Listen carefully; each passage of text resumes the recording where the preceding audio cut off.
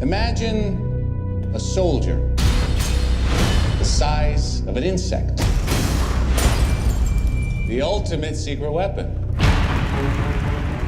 If you give godlike powers to everyone, it's going to be chaos. So how do we stop him? I know a guy. Scott, I've been watching you for a while. You're different. And I believe everyone deserves a shot at redemption. Do you?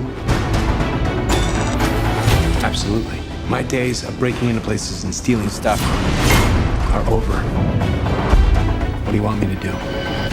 I want you to break into a place and steal some stuff. Makes sense. Are you ready to become the hero? Now, the suit has power. You have to learn how to control it. And these are your greatest allies. You're kind of cute. Whoa. When you're small, you have superhuman strength. You like a bullet. So you need to know how to punch. You want to show me how to punch? Show me how to punch. That's how you punch. You tried to hide your suit from me. Now, it's gonna blow up in your face and destroy everyone you care about. Scott, get out of there! Did you think you could stop the future? You're just a thief! No. I'm Ant-Man. I know. It wasn't my idea.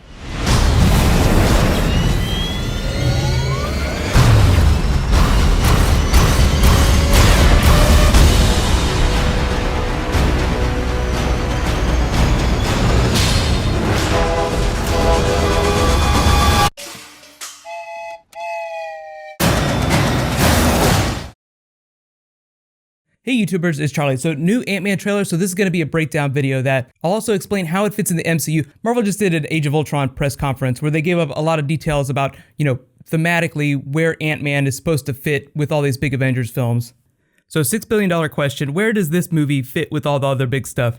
Kevin Feige said that this is like a bookend for Phase 2. It's like a different kind of bookend because technically Age of Ultron is the last Phase 2 film. What this does is fill in a lot of the gaps from the 60s, 70s, and 80s in the Marvel Universe. The movies and the TV shows haven't spent a lot of time in those decades. Like we've seen Agent Carter, which is like the very beginning, but we haven't seen a lot of the middle stuff. That's where Hank Pym's character comes in. So you learn what's been happening between Agent Carter and like that first Iron Man film. The film itself takes place after Avengers Age of Ultron. They said that a lot of the decisions that Hank Pym makes in the movie is based on what happens at the end of Age of Ultron. I think the same thing can be said for Yellow Jacket, the villain here. This trailer really explains the story of the movie in a much bigger way than the previous trailers have. Yellow Jacket is now the head of Pym's company. Pym is like the old man that's kind of been pushed out. His daughter Hope Van Dyne very much involved with the day-to-day stuff. Imagine a punchier, kickier version of Pepper Potts. Evangeline Lilly, awesome in the Hobbit movies. I think she has high potential to wind up in a future Avengers film, like in Avengers 3. What I'm hoping is that once they steal back the Yellow Jacket suit, they'll modify it and she'll wear that and become the Wasp. I know everybody misses Janet Van Dyne, but they said they would explain where she is in this movie. Most of these tech-looking shots are from inside Pym Tech, with the exception of Hank Pym's lab. They do a good job of showing the scale of like how Ant-Man gets stronger as he gets smaller. It's the same principle behind the strength of ants. So he can kick the shit out of people when he's super small, even though he's a weakling when he's normal sized. A big theme of the movie, and what's going to lead up into Avengers 3, is that even regular people can be heroes too. That's kind of what's going on in Daredevil right now, street level heroes. Scott Lang is just another twist on that. Even dirtbags can be heroes. I don't know if I call him a dirtbag, but I think it's a better description of where his character starts out. But the movie explains his origin story, about how he steals to support his daughter. So he's a dirtbag out of necessity. As they explain, Yellow Jacket's plan is to create an army of Ant-Men. In order to do that, he needs Pym particles. Like you can build the suits, but in order to shrink, you need the Pym particles. He appropriates that from Pym. Their disagreement over that is what leads to the heist. I love all these Hank Pym scenes. Like this is in Pym's lab. You get a sense that he's been doing this for a long time. He's been the Ant-Man for a long time. That's why the Yellow Jacket suit looks more contemporary and the Ant-Man suit looks like it was built 20 years ago. Whenever you guys go see the movie, make sure that like in all these Hank Pym lab scenes, you keep your eyes peeled. They're probably full of Easter eggs. If you're a hardcore Hank Pym Ant-Man fan, these will really be your moments. It's like in Game of Thrones where they tell you about Robert's Rebellion, like this big adventure that you don't see. Like they just tell you about it after the fact. Hank Pym is probably going to explain a lot of what he's been doing the last 20 years with the Ant-Man technology. I'll be interested to see how true his character is to his comic book character, because I've always thought of him as like a crazier, mad version of Tony Stark. Like Tony Stark with grayer morality. All these really small size scenes do a really good job of showing the scale. You have the real world shrunk down here, and then in the other ant-based scenes, you see him inside an ant farm. Really the hard sell of this movie isn't so much the suit. We understand super suits, shrinking isn't that big of a leap. It's really his ability to communicate with ants that they need to explain. I feel like if you read comics, it's not a big deal. You totally get it. You're like, okay, he can talk to ants. The problem with the big Marvel movies is that they have to explain this stuff to people that have never read comics before. They're like, why is he talking to ants? I don't get it. I like that Hope tells him he's kind of like a bullet when he's small, like he is as strong as a bullet. It seems like they're trying to build some sort of relationship between the two characters, which is why they went with Hope instead of Janet, I think. It's a nice twist on like the Pepper Potts Tony Stark relationship. This is a nice shot of them messing with Pym particles. I'm looking forward to seeing how the movies explain those versus the comics. The comics are a little opaque with the way they explain them. There's this new type of particle that allows you to do these things. It's like inventing vibranium because you need a super strong metal. They don't get too deep into the mechanics of vibranium. It's just like a one sentence explainer. Super strong metal. Oh, okay, we get it.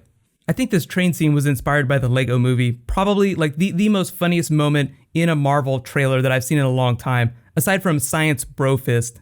Really the job of this movie is to sell the Scott Lang character. They can do action great. Like Marvel has action down 100%. That's the easy part. The hard part is making us believe that Scott Lang could go toe-to-toe with Tony Stark, Thor, all the other Avenger characters, or that he even deserves to be in their company.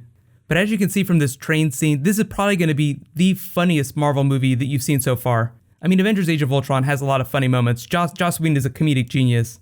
But from the ground up, Ant-Man is built more on comedy than I think the Avengers are. Speaking of which, actually transitioning into Avengers Age of Ultron stuff. So I'm going to be seeing an early screening next week. So what I'm going to do is post a non-spoilery review of that after I see it. Be sure to subscribe to get it. I know international people, you'll be seeing it sometime next week too. So just be careful with spoilers whenever I post that video. I also wanted to give you guys a giant high five and say thank you for the almost 30,000 followers on Twitter and 15,000 on Facebook. If you guys don't know where to find those links, they're in the description below. Sometimes I'll live tweet TV shows if I'm not already working on a video. So if you guys want to have fun and play along, you can follow me there. I'm still working on more Daredevil videos. I'm going to try and slip those in between the other TV shows that are coming back this week. So we have new episodes of Gotham, Agents of S.H.I.E.L.D., Flash, and Arrow. So I'll try to squeeze the rest of my Daredevil videos in like the next week or two. If you guys haven't been watching it, seriously find a way. It is amazing. Some of you guys have asked me how to submit fan subs for videos. If you want to do that for a video, all you have to do is go into the closed caption menu. It'll have an option for adding subtitles. The other way would just be to type up a transcript and then message it to me on my channel. Thank you so much though, people that submit fan subs. It's a huge help. Over 50% of you guys live outside of the United States, which I think is just awesome.